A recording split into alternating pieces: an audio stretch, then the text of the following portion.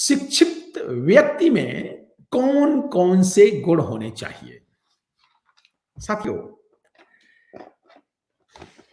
शिक्षा शेरनी का दूध है, जो पिएगा वह दहाड़ेगा। ये बात तो बाबा साहब अम्बेडकर कहते हैं। बुद्ध ने शिक्षा दी,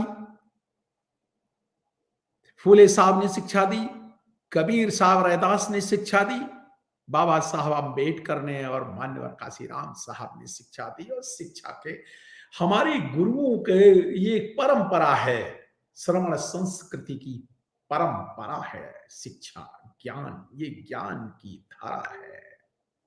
तो लेकिन शिक्षा कौन सी दी? शिक्षा दी थी बुद्ध ने, चरत भिक्षवे चार के, बहुजन हिताय बहुजन सुखाय लोकानुकंपाय। जब बुद्ध ने शिक्षा दी, भिक्षुओं को पहला ज्ञान दिया, पहले 5 भिक्षु, फिर 55 और, तो टोटल 60 भिक्षु का पहला बैच जो था, तो उन्होंने 3 महीने लगातार जब उनको ट्रेनिंग दी, और ट्रेनिंग देने के बाद लास्ट में जैसे आजकल डिग्री मिलती है ना, तो ऐसे ही बुद्ध ने उनको कहा, एक आदेश दिया कि अब आप लोग दीक्षित हैं, और वो अरहत बन गए। अरहत, इतना ज्ञान उनको हो गया कि वो स्वयं बुद्ध के लायक बन गए। तो बोलते हैं, अब आदेश दीजिए, हमें शिक्षा तो मिल गई। तो बुद्ध जो आदेश देते हैं, चरत भिक्षवे चार के, बहुजन हिताय बहुजन सुखाय लोकानुकंपाय। ए भिक्षुओं, जाओ भ्रमण करो, चार का करो, और जाओ भारत में, दुनिया में ज्ञान का प्रकाश फैलाओ। तो बुद्ध ने किस लिए ज्ञान दिया था? किस लिए शिक्षा दी थी? बहुजन हिताय बहुजन सुखाय, बहुजनों के, बहुत सारे लोगों के हित के लिए, दुनिया के लोगों को भला करने के लिए।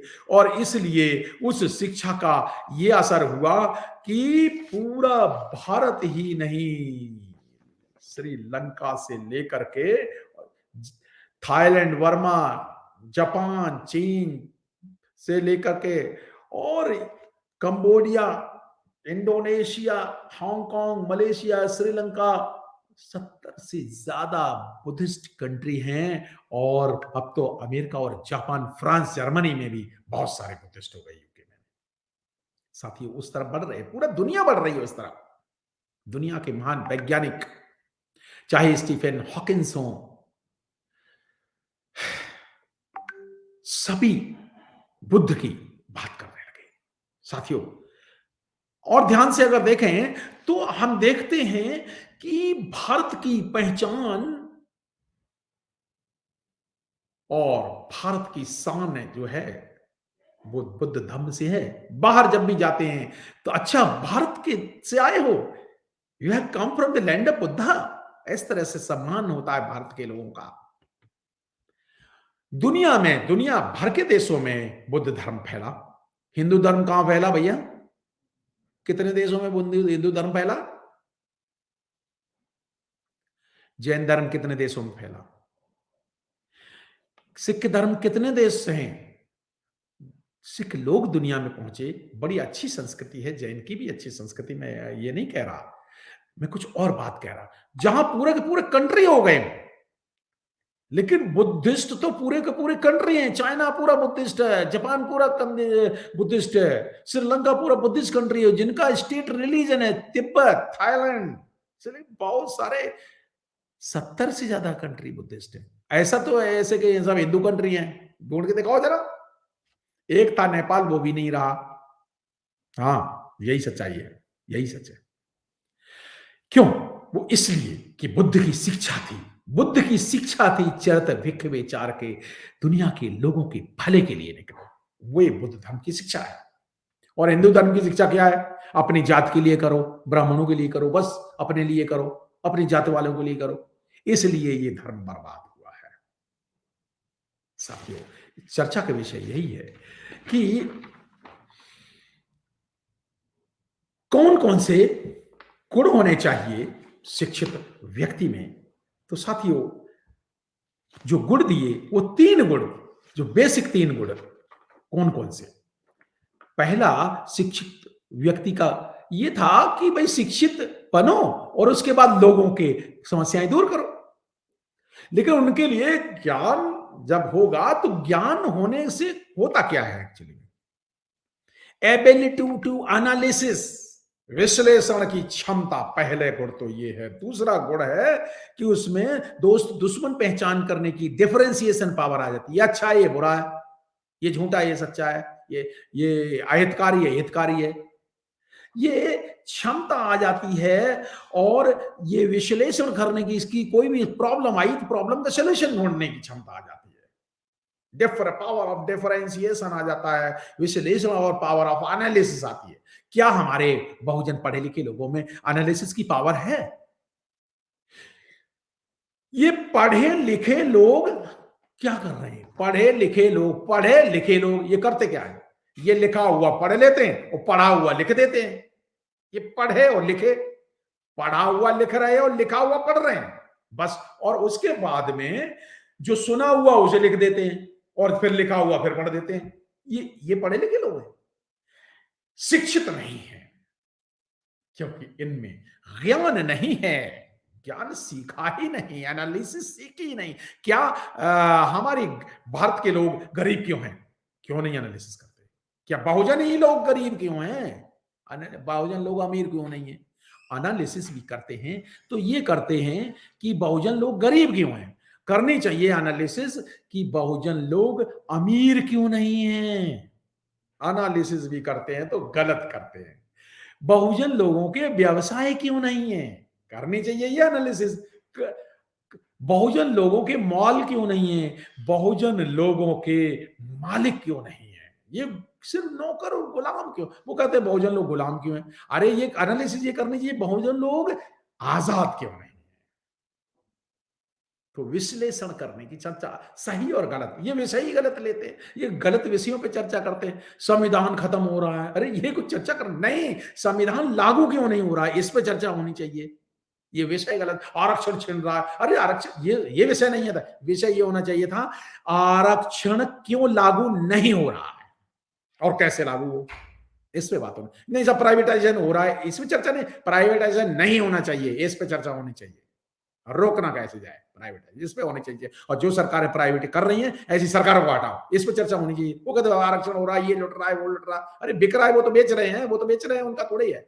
जानते हैं साथियों, इन्हें दरअसल होना क्या चाहिए, बेसिक जानकारी नहीं है। ना तो इन्हें अपनी समस्याओं की विश्लेषण करने की जानकारी है, ना इन्हें कारण खोजने उनके दिक्कों का क्या कारण है, ना तो इनको डिफरेंशिएशन की पावर नहीं है। और अगर ऐसा होता, अगर इनमें सही अच्छे बुरे की पहचान होती तो ये अपने दुश्मनों की सरकारें नहीं बनाते, तो फिर ये बाबा साहब की बात मानते। फिर बाबा साहब कहते हैं शिक्षा शेरनी का दूध है, और कांग्रेस के 54 के मेंबर नहीं बनना तो ये कांग्रेस को वोट नहीं देते, कांग्रेस की सरकार नहीं बनाते, बीजेपी की सरकार नहीं बनाते, मनोवादियों की सरकार, मनोवादी तो करते रहते, लेकिन उनकी सरकार उन्हीं को वोट देते, कैसे क्यों देते भाई?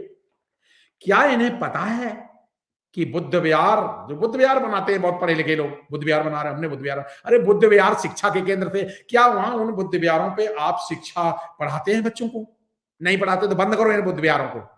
धार्मिक पंडित, बुद्ध विहार जो अशोक ने, सम्राट अशोक ने 84,000 बुद्ध विहार बनाए थे, नालंदा तक्षशिला ये बुद्ध विहार थे, ये शिक्षा के केंद्र थे।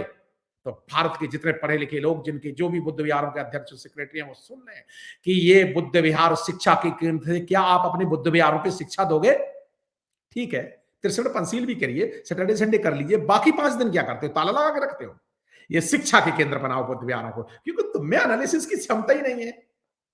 होना क्या चाहिए था साथियों, जो पढ़े लिखे लोगों को सफलता के सूत्र पता नहीं, अपनी संभावनाओं के ताले खोलें, अपने जीवन की बागडोर को अपने हाथ में थामें, अपने भविष्य का निर्माण करें, अपने जीवन मूल्यों को स्पष्ट करें, अपने अच्छे लक्ष्य, सच्चे लक्ष्य तय करें, अपना प्रमुख उद्देश्य तय करो। तुम करना क्या चाहते हो? तुम बुद्ध विहार बनाना चाहते हो इसलिए कर रहे हो, या उसे शिक्षा के केंद्र बनाना चाहते हो? तुम्हारा लक्ष्य स्पष्ट है।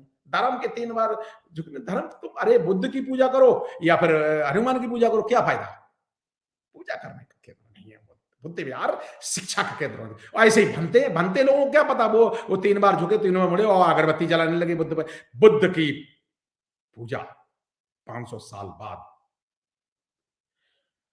हीनयान नहीं, महायान वालों ने की, ब्राह्मणों ने की, जो बुद्ध धर्म को तोड़ दिया। हीनयान बुद्धिस्टों ने पूजा नहीं की। विचारधारा की बात थी, विचारों को बढ़ाने की बात थी। बाबा साहब के विचार बढ़ाने हैं, बुद्ध के विचार बढ़ाने हैं, रैदास के विचार बढ़ाने हैं, पूरे के वो कबीरपंथी कबीर की पूजा करने लगे, रैदास के मानने वाले रैदास की पूजा करने लगे, बाबा साहब के मानने लगे, बाबा साहब पे अगरबत्तियां जलाने लगे, और बाबा साहब की अब तो कुछ लोग तो चौपाई भी करने लगे, चालीसा भी गाना गाने लगे। अपने विश्वासों का विश्लेषण करें, अपने उद्देश्य तय करें, शुरुआत से शुरू करें, आज से शुरू करें। ये ज्ञान है, ज्ञान, बुद्ध का ज्ञान जानो। इसलिए मैंने कहा कि पढ़े लिखे लोग अपने राह की बाधाएं हटाओ, एनालिसिस करो, प्रोग्रेस को नापो, सही लोगों से जुड़े, अपने क्षेत्र के विशेषज्ञ बने, अपनी कार्य योजनाएं बनाएं और अपने समय का प्रबंधन करें। हर दिन अपने लक्ष्यों की समीक्षा करें, अपने लक्ष्यों की लगातार लगातार अपने लक्ष्यों को तरफ ध्यान दें, उनको मानसिक तस्वीरों में देखें, अपने अति चेतन मन से मस्तिष्क को सक्रिय करें, हर समय लचीले बने रहे और अपने जन्मजात सकारात्मकता के ताले खोले। हर दिन कुछ ना कुछ अवश्य करें और सफल होने तक जुटे रहें, सफलता का आनंद लें, भविष्य का निर्माण करें। अपनी नियंत्रणकारी मानवीय क्षमता है, आप जितना बड़ा बनना चाहेंगे बड़े बन जाएंगे। कल्पना की कोई सीमा नहीं है साथियों, जैसे भीतर वैसे ही बाहर बने। सचेतन हो, सचेत बने अपनी हाँ साथियों, बहुजन पढ़े लिखे बहुजनों, क्या आपको पता है तिरंगा में तिरंगा नहीं है, ये चौरंगा है। एनालिसिस करके देखो, आंख खोल के देखना, चार रंग है, चार रंग है। ये भारतीय झंडा चौरंगा है, हरा रंग, केसरिया रंग, सफेद रंग तो देखा, नीला रंग भी है। चक्र देखो ध्यान से, चक्र है नीला, तो ये तिरंगा नहीं है, चौरंगा है। एनालिसिस करके, विश्लेषण करके मैंने आपको आज बताया। आज से भारतीय झंडे को आप चौरंगा झंडा कहें। क्या आपको ये पता है? और आप अपना नीला कलर ही भूल गए। वाह, कैसे पढ़े लिखे लोग, 75 साल से तिरंगा तिरंगा करते यार। अरे क्यों पढ़े लिखे लोगों, सम्राट अशोक की जयंती क्यों नहीं मनाते? इसलिए नहीं मनाते कि सम्राट अशोक ने 84,000 बुद्ध विहार बनाए थे, शिक्षा के केंद्र बनाए थे। क्यों?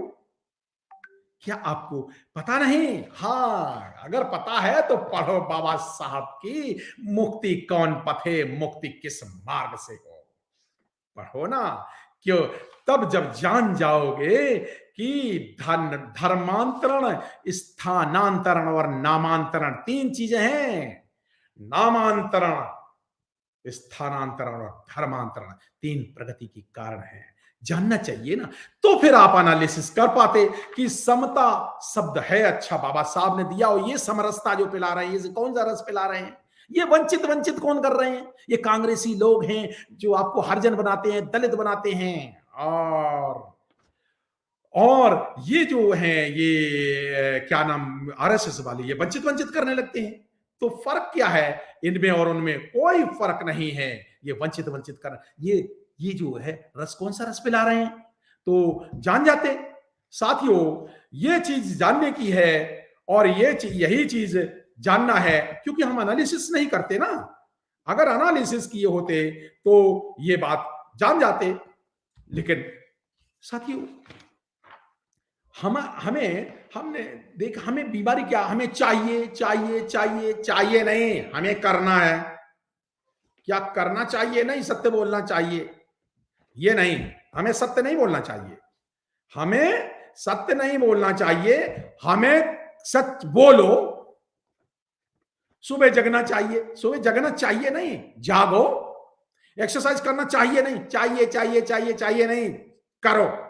Do it, do it, do it. चाहिए चाहिए तो निकम्मे लोग करते हैं, निकम्मापन चला गया।